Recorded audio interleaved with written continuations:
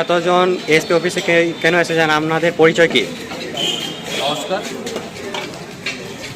আমি সৈয়দ সারওয়ার্দী, আম জনতা উন্নয়ন পার্টি বীরভূম জেলা কনভেনার। আজকে আমরা এসেছিলাম বীরভূম জেলার এসপি সাহেবের কাছে একটা স্মারকলিপি দিতে। 2026-এর যে গত বিধানসভা নির্বাচন, সেই নির্বাচনের পরে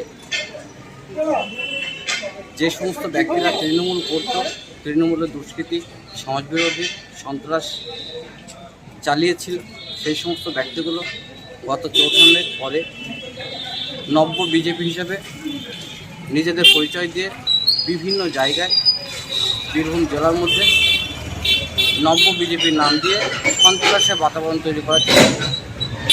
জায়গায় সন্ত্রাস এবং প্রশাসনের কিছু কিছু জায়গায় সহযোগিতা নিয়ে আমাদের আম জনতা উন্নয়ন পার্টির বিভিন্ন জেলা, ব্লক এবং অঞ্চলের যে সমস্ত কর্মীবৃন্দ আছে তাদের সকলকে ভয়ভীতি এবং নানান ধরনের চাপ সৃষ্টি করা হচ্ছে, যার কারণে আমরা এসেছিলাম মাননীয় এসপি মহোদয়ের কাছে বীরভূম জেলায়, যাতে উনি নিরপেক্ষভাবে আমাদের দলের যে সমস্ত কর্মীবৃন্দ আছে তাদেরকে সহযোগিতার হাত বাড়িয়ে দেন এবং সমাজের যে ক্ষতি করার চেষ্টা চলছে নব্য বিজেপির নাম দিয়ে তৃণমূলের হালমাত বাহিনী, সন্ত্রাসকারী এবং দুষ্কৃতীরা, তাদের যাতে আগামী দিনে ব্যবস্থা করা যায় সেই জন্য যথাযথ আমরা এসপি সাহেবের কাছে এসে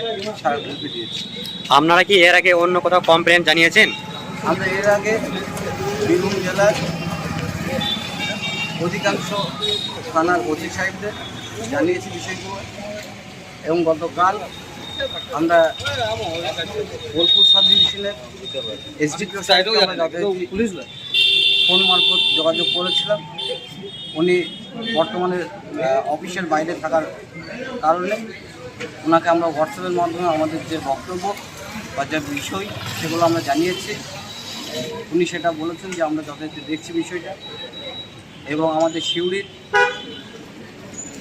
বিজেপি পার্টির যিনি বিধায়ক আছেন জগন্নাথ সাহেব, তেনাকেও বিষয়টা আমরা জানিয়েছি যে যারা 2026 বিধানসভার প্রাক্কালে তৃণমূলের সন্ত্রাস, হালমাদ এবং দুষ্কৃতী হিসাবে পরিচিত ছিল সমাজের কাছে, তারা এখন নতুন বিজেপি হিসেবে পরিচয় দিচ্ছে এবং যথারীতি আমাদের আম জনতা উন্নয়ন পার্টির প্রার্থী কর্মীদের ওপরে অশান্তি এবং ভয়ভীতি দেখানোর চেষ্টা চলছে। সেই বিষয়টা আমরা যথারীতি সিউড়ির মাননীয় বিধায়ক জগন্নাথ মহাশয়কে আমরা বিষয়টা জানিয়েছি। তো তিনি কি বলেছেন? তিনিও বলেছেন এবং তেনাকে যথাযথ আমরা কমপ্লেন এবং আমাদের যে বক্তব্য এবং আবেদন আমরা যথাযথ ওনাকে পাঠিয়েছি, উনি সেটা যথাযথ বলেছেন। আমরা বিষয়টা দেখছি দলগতভাবে।